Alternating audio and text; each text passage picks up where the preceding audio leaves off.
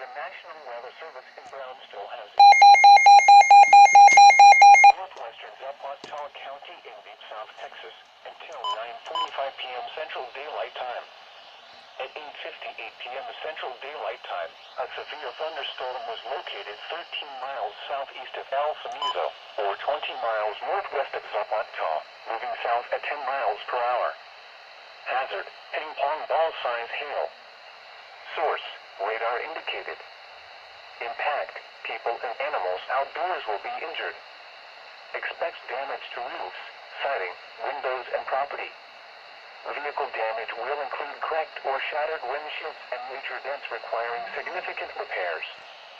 Locations impacted include Medina, Las Palmas and Zapata, Medina.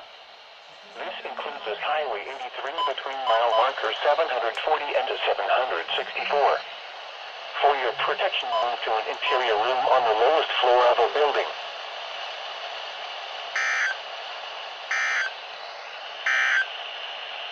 Weather conditions